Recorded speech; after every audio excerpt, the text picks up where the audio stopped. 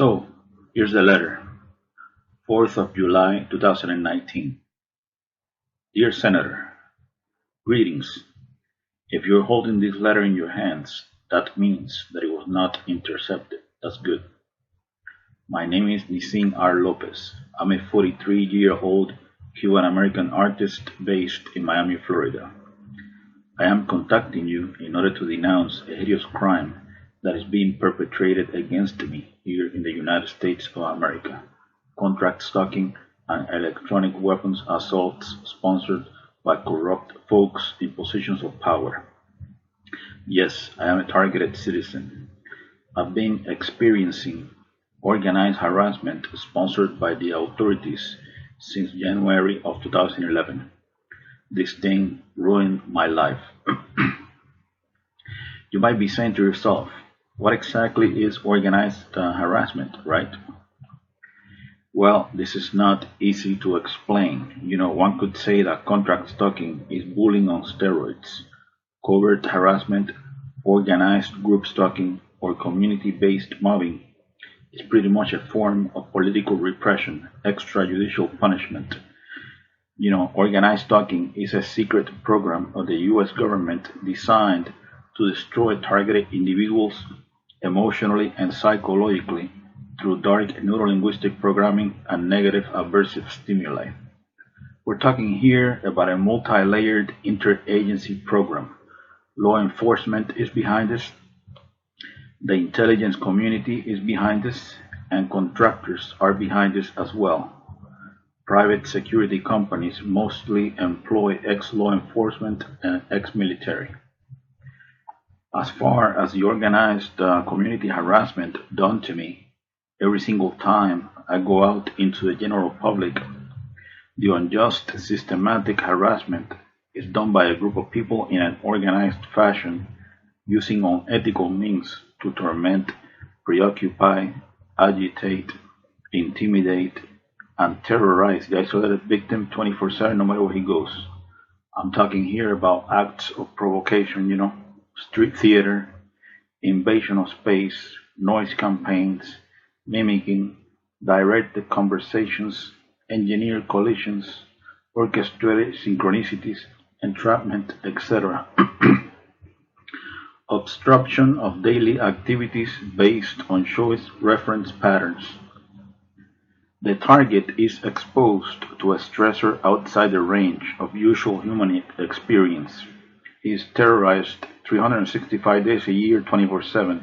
He is kept in a state of anxiety and hypervigilance until he finally breaks down after years of indescribable psychological abuse. Most victims of this program end up homeless, in jail, or in psychiatric institutions, isolated with no support system, in a state of functional disorientation, broken in spirit. So now, who are the agent provocateurs recruited by the authorities that constantly harass a targeted individual in an organized fashion? Well, they are called surveillance role players. They believe they are patriots and heroes serving a noble cause. They come from all types of social backgrounds. These mindless automatons are brainwashed into believing that the target is a really bad person, a terrorist, a murderer, or a sex offender, like a rapist or a child molester. These perpetrators, they are enlisted through community programs such as InfraGard, Citizen Corps, and Neighborhood Watch. We're talking here about a professional character assassination campaign, a clandestine civil-military operation. The command station for organized stalking is the fusion centers. Yes, the fusion centers. The primary fusion center in Florida is the Florida Fusion Center, Florida Department of Law Enforcement, which is located in Tallahassee. And the fusion center that is the closest to me, to my area, is the Homeland Security Bureau Southeast Florida Fusion Center, which happens to be the Fred Taylor headquarters for the Miami-Dade Police Department. Overall, Contract stalking is psychological warfare, a secret, illegal, long-term, unconstitutional surveillance program designed to neutralize outspoken, politically incorrect freethinkers that are designated as enemies of the state, even if they're just innocent, harmless, law-abiding citizens that pose no real threat to anyone. Keep in mind that the watch-listed individual is also subjected to directed energy weapons and other forms of prolonged psychological torture. I'm talking about mind control neuro weapons, remote neuro monitoring. The human test subject is implanted with highly advanced neuro nanotechnology that enables brain-to-computer interface integration completion. This secret technology of DARPA flavor enables the handlers to link the target's unique brain signature to their supercomputer. These are some of the things that they can do with this technology. This technology enables the handlers to read the target's thoughts verbatim in real time. They can tap into the optical nerve and into the auditory system. They can see what you see, and they can hear what you hear. This technology allows the handlers to map out all the target's emotional states, especially negative emotions like sadness, anxiety, fear, anger, etc. They can beam these emotions back into the target anytime. They can even Google your memories.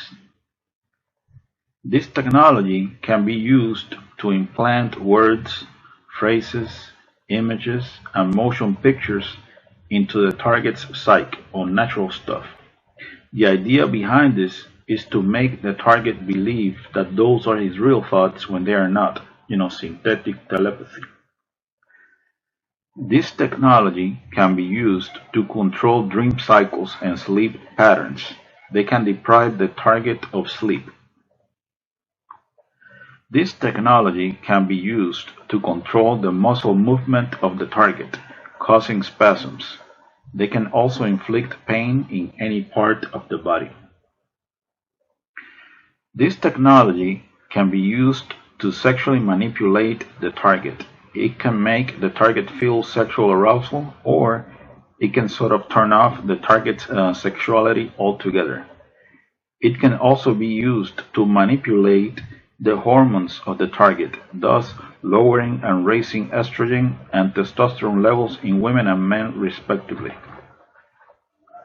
This technology can also be used to eliminate the target with an artificial heart attack that generates no forensic evidence. Pretty amazing stuff, right? All the experiences of the subject are stored in a supercomputer that predicts behavior based on past choices. I think the ultimate end of this program is to create a digital clone of the target's brain. They basically got control over your thoughts, feelings, emotions, sensations, etc. Full spectrum dominance, So now, the leader of clandestine operations in the CIA, Elizabeth Kimber, she doesn't know anything about this nasty behavioral modification program. General John W. Raymond, commander of the Air Force Space Command, he doesn't know anything about satellite weaponry and microwave bullets. The director of the Defense Intelligence Agency, Robert P. Ashley, he doesn't know anything about neurosynaptic chips and trauma-based mind control. The Principal Deputy Director of National Intelligence, Susan M. Gordon, she doesn't know that targeted individuals are being forced to lash out. The Assistant Attorney General of the National Security Division, John Charles Demers of the Department of Justice, he doesn't know about this legalized lawlessness. The director of the FBI's Terrorist Screening Center, Charles H. Cable, he doesn't know this horrendous surveillance abuse is taking place? The Undersecretary of Homeland Security for Intelligence and Analysis, David J. Glow, he doesn't know anything about this black ops? Of course they all know this is going on. They got mainstream media on a leash so that they don't spill the beans. The puppet masters behind these programs, behind this personality disintegration program, because that's what it is, they will do anything, and I mean anything, in order to justify a multi-billion-dollar national security, counterterrorism, corporate military intelligence, police state complex, multi-billion or multi-trillion, who knows, Think, for example, about how much money has been invested in projects like the brain research through advancing innovative neurotechnologies. This transhumanism agenda is big business, that's for damn sure.